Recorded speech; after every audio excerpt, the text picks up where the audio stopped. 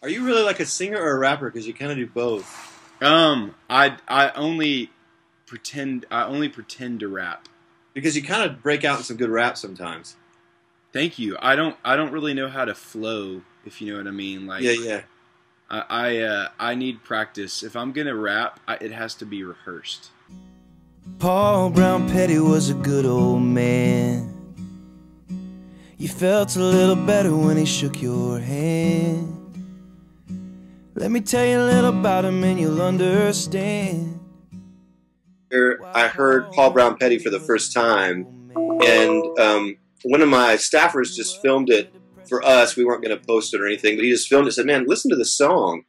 And it was beautiful, and it was about your grandfather, and it was obviously stirring, and it is super interesting to us at the Mentoring Project because this is kind of what we're hoping guys become for kids. You know, that they become elders and grandfathers and uncles and coaches, really. And I think a lot of us long for that. I was just talking to Kyle the other day about, for me personally, I kind of want, Liam Neeson to show up in my life and teach me how to be a Jedi or how to be Batman or something. Because we've Right. never had that. We've never had this like elder experience, or we don't really have rites of passage. We don't really have like an elder culture. Right. And so the Paul Brown Petties are kind of like these mythical figures for us that we all long for. And I think that's not being silly. It's going to sound silly, but I think that's part of like the hipster movement of like, we want to be like our grandpas, and we want to make things with our hands, and we want to dress like them, and we want to like be closer to trades and And be able to fix an engine. that's right, be able to fix an engine and like Yes. ride the old bikes and do all these things. And so to me, when I heard the song Paul Brown Petty, it kind of woken all that in me of you were singing this song to this man, your grandfather, obviously, who meant a lot to you, but also you were kind of singing to me a kind of a larger desire that a lot of us younger guys have, that we want to see.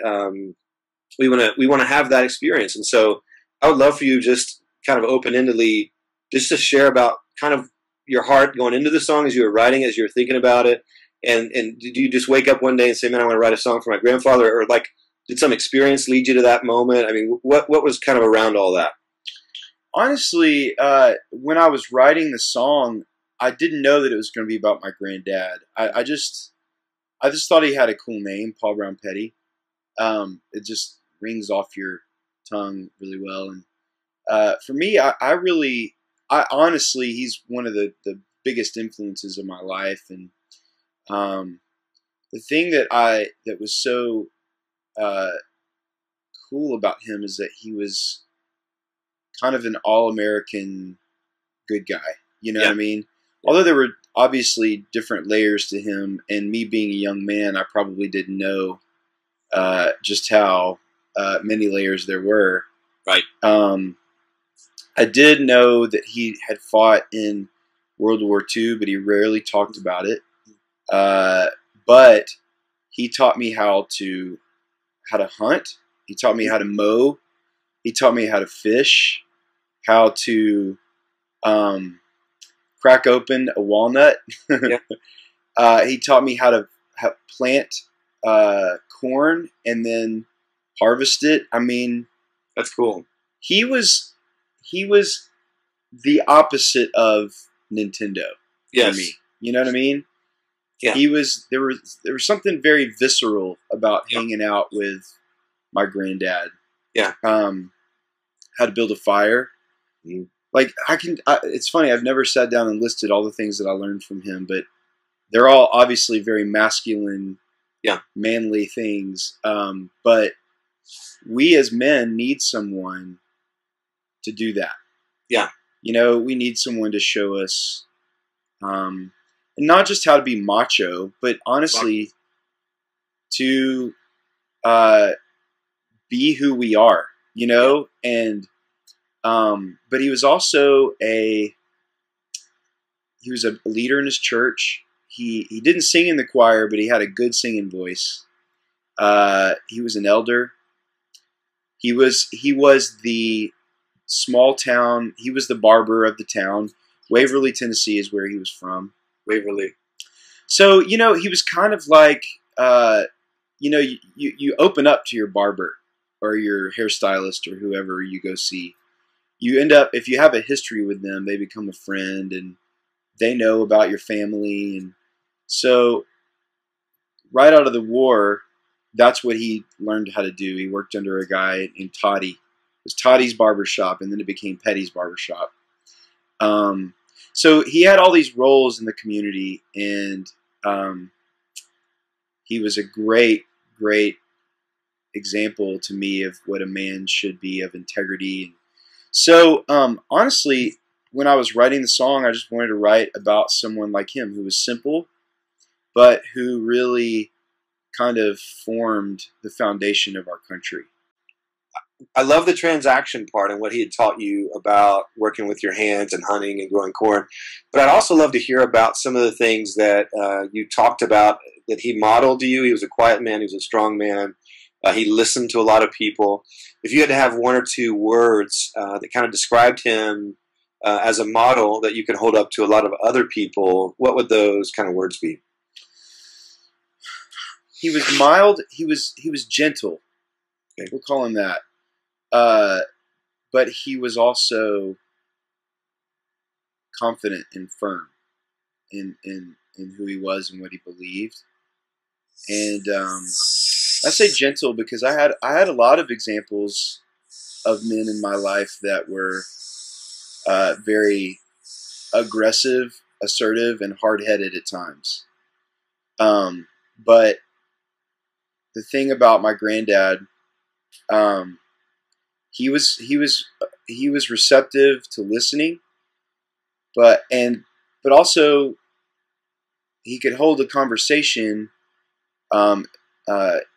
even one that was a little maybe combative, and not get defensive or loud, or threatened. One thing that I remember about him is that he and my grandmother, every once in a while there would be a little comment. I think when you're married for 60 years, you kind of just know the other person really well. It wasn't bickering. I wouldn't call it bickering. But I would say there was definitely some just comments that it only required a couple of words and they understood, like you're out of line, or let's talk about this later, or something like that. So I never saw them argue or fight. He and his wife, they were respectful of each other, and I'm sure that they had to work through things. But the funny thing is, maybe not funny, but just the way that life was. My mom and dad were divorcing when I was 3, and so my mom took me to their house while a lot of that was going on. So I didn't see a lot of the things that were going on at home. I was protected by my grandparents, So they always felt like a protective place. And my granddad would take me on adventures, and it seemed like he took a really formative time because he knew that it would be, and he just taught me important lessons. But through all that, I think it was just that he loved me, and that he believed in me, and that I was able. Sorry, I guess they're mowing my yard right now. That's I was okay. able to do a lot of great things, and so he just instilled belief in me. And I think that was what was really important about our role. I love it. And so just to kind of recap some of that, you said a lot. I love it how you said he was gentle, but he also knew how to say the hard thing, not in a combative way, almost like say the hard thing with a smile on his face. And yeah. Oh, yeah. Get it done. And I think you have to do that. And if you don't see that, for me, I had the same thing. My parents divorced when I was 2, and my dad moved away, and I kind of never saw him I saw him about once a year. And so some of even those things, like how to interact relationally, I didn't really see that. And so I was just real passive a lot because I didn't know how to deal with those hard things. I didn't know that I could still say really tough things with a smile on my face and still love the other person. Yeah. So those kind of things. And I love how he was a protective kind of measure for you. It's like even you know, when you think of strong men and good men, I think of protectors as kind of number one, you know, and he did that for you. And so, you know, my grandmother was kind of that for me. You know, she raised me and taught me how to, you know, read and write and draw straight lines and pick me up from school every day. So if I was going to write a song, it would be to her, you know, it would be my grandmother instead of my grandfather. Yeah. But, you know, it's just a beautiful thing. And I love that you're holding up the song as kind of an example and as something that you can leverage as a story for a lot of young people, and hopefully for good, hopefully for people to mentor, whether that's through something like the Mentoring Project, or even someone just says, hey, you know, I either want that in my life, and they seek that out, or they say, I want to be that for somebody. I want to be a Paul Brown Petty. And so I love how you're trying to leverage, and you're leveraging the message and the story of that song for good and for help. And so would you like to talk a little bit about your heart for that and what you're doing there? Well, in writing a song like Paul Brown Petty, everybody's got somebody who is their Paul Brown Petty. Well, okay, maybe not everybody, but a lot of people do. There was somebody in their life that just instilled a certain value. And so I know, and storytelling is such a great way to communicate. Even if it's someone else's story, you can always, if you're a good storyteller, you can allow other people to place themselves in your story.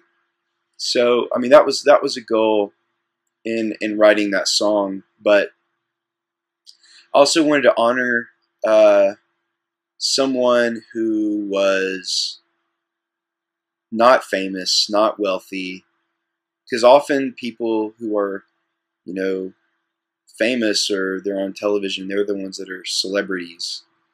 But I think I love that CNN does the heroes thing, where there are great people who aren't necessarily great on camera or on air personalities, but they're stars, you know, just because there's something a little extra in them.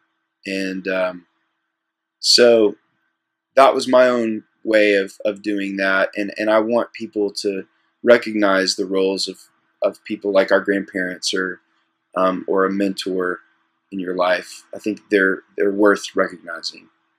That's fantastic. I love how when I look at your grandfather's life, just kind of on a timeline, like a story, it's like he served his country, you know, and whatever capacity he was in. I mean, in a lot of ways, saved the world. I mean, America didn't fully do that. You know, Russia was involved. We did some things, but he fought against a tyrant that was trying to take over the world. So he risked his life as a protector before you were born. And then, you know, he raised one of your parents, and then he went ahead and protected you and gave his life in that way and loved you. And so it's I think the people who change history are the people that love well, and the people who just give their lives for others. And I think that's the mark of Christ, and that's really, to me, that's kind of the way to boil it all the way down, to say, if you want to change history, you don't have to be flashy, you don't have to be, you know, a star, or, like you said, good on a camera. You can be a quiet hero, and you can be an exceptional person, and you give your life for others. And mentoring or giving your life to someone else, you know, I would say he was just a real natural mentor to you as a grandfather, obviously. And so that's kind of what we want to call people to, that kind of life where someone says, I just want to give my life away. And so kind of what we're doing, I think, at the Mentoring Project and with you guys, we're just going to hold up your song and just tell people to, hey, be a Paul Brown Petty. And hopefully, you know, we're not possessive of it. You know, it's a song, it's a story that transcends any organization or person. So we're not saying, you know, this is our song, and we're not going to like put it in. No, dude, I am so honored by that. I mean, when I wrote the song, you know, I played it for my mom and my uncle. My uncle's name is also Paul Brown Petty, and I think he's the third. No, actually, he's Paul Weldon Petty. Oh, really? Yeah. But anyway, I sang it for him, and man, they just bawled. You know, they were really honored by the song. So the fact that so many more people are going to know about my granddad is a huge deal. So I really am honored by that. Absolutely, man. We want to hold the song up, and hopefully that story, like you said, people will find themselves in that story in a way that they'll say, you know, maybe some people will go seek out a mentor through that, and that's good. That's a cool thing, and maybe others will say, you know, it's time for me to give back. It's time for me to be this quiet hero like Paul, and it inspires me. You know, like that's who I want to be. I want to be like my grandmother, and how she like picked me up from school, and she was faithful, and she was quiet too, and real classy. But I think those are the people that kind of are almost like anchors for us. It's like, I think it was Francis Schaeffer who said, modern men has our feet. We have our feet firmly planted in midair. So we're just kind of without root, without place. And I think this idea of place happens a lot when we don't have that. We don't have elders. We don't have parents around. But I think mentors and grandparents and those kind of heroes give us place. And so we really want that. We want that for kids. We want that for young people, old people. And so we're hoping to leverage the song just as a storytelling thing, and asking people, hey, be a Paul Brown Petty for someone. We have tools at the Mentoring Project to help them do that. But even if they say, yeah, I'm not going to do it through the Mentoring Project, we're totally fine with that. We just want to help lift up the song. And I genuinely like the song. I heard it live, and it sounds great. I heard it. That was the first time I heard it. And you just had a guitar, which is almost appropriate for how quiet your grandfather was. It's like you and a guitar. Here's this song. It's humble. It's not a big deal. It's just probably how he would want a song. You know. Yes. Song. You know. And he wouldn't want like Kiss and have your face painted up or something. You know, that would be cool. I want to see that version later. Right. Okay. But the acoustic version is really cool. And so we're planning to hold that song up and just say, hey, let's be a Paul Brown Petty, and we're super excited about that, and we pray and hope it'll call a lot of people to mentor. Thank you. Very honored by that. Well, man, thanks so much for your time as well, and we're going to probably call people to the website, and we have a thing called a mentor toolkit that when somebody says, hey, I want a mentor, it's kind of like the lowest common denominator stuff. So it's like mentors win by showing up. Children aspire to be what they see, like Paul. And so we emphasize modeling, and how do you model Christ, and how do you speak into someone's life. And so we kind of tackle some of those real basic issues and have some training videos and those kind of things that could be helpful for some, and some might say, hey, I don't need that at all, but we're going to kind of call people to that, and we think it's a good thing, and then just say, hey, let's do that. And so I really appreciate you lending your song for this, and I think it's a great song, and I appreciate you personally as well. Man, thank you. I appreciate it, and I'll look forward to seeing how everybody responds to Paul Brown. You bet, man. Thanks, Brandon. All right, thank you. And you might say, hey, what's so great? Sounds like a simple